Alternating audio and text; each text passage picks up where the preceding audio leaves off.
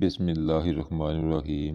اللہ کے نام سے شروع جو نہایت مہربان ہمیشہ رحم فرمانے والا ہے۔ سورہ نساء نمبر 4 آیت نمبر 116 تا 126۔ اردو ترجمہ عرفان قرآن۔ بے شک اللہ اس بات کو معاف نہیں کرتا کہ اس کے ساتھ کسی کو شریک ٹھہرایا جائے، اور جو گناہ اس سے نیچے ہے جس کے لیے چاہے معاف فرما دیتا ہے، اور جو کوئی اللہ کے ساتھ شرک کرے وہ واقعی دور کی گمراہی میں بھٹک گیا۔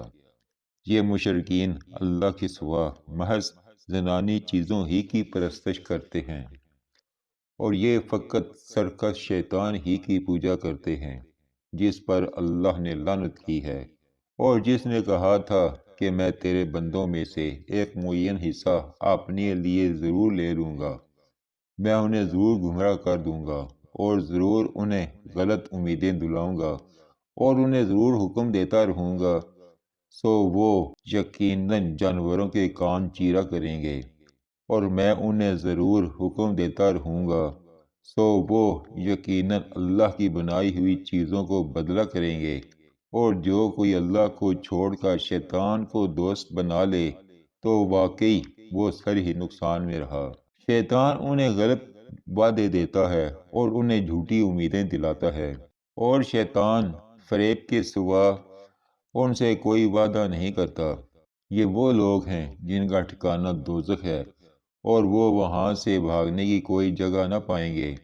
اور جو لوگ ایمان لائے اور نیک عمل کرتے رہے ہم انہیں عنقریب بہشتوں میں داخل کریں گے جن کے نیچے نہریں بہہ رہی ہوں گی، وہ ان میں ہمیشہ ہمیشہ رہیں گے۔ یہ اللہ کا سچا وعدہ ہے، اور اللہ سے زیادہ بات کا سچا کون ہو سکتا ہے۔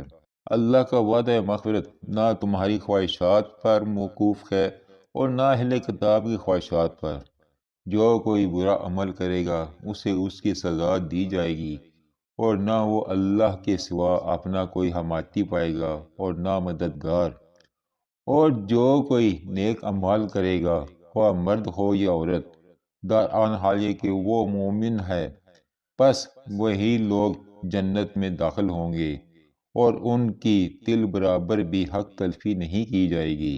اور دینی اعتبار سے اس شخص سے بہتر کون ہو سکتا ہے جس نے اپنا روئے نیاز اللہ کے لیے جھکا دیا، اور وہ صاحب احسان بھی ہوا، اور وہ دین ابراہیم علیہ السلام کی پیروی کرتا رہا جو اللہ کے لیے یکسو اور راست رو تھے، اور اللہ نے ابراہیم علیہ السلام کو اپنا مخلص دوست بنا لیا تھا، تو وہ شخص بھی حضرت ابراہیم علیہ السلام کی نسبت سے اللہ کا دوست ہو گیا۔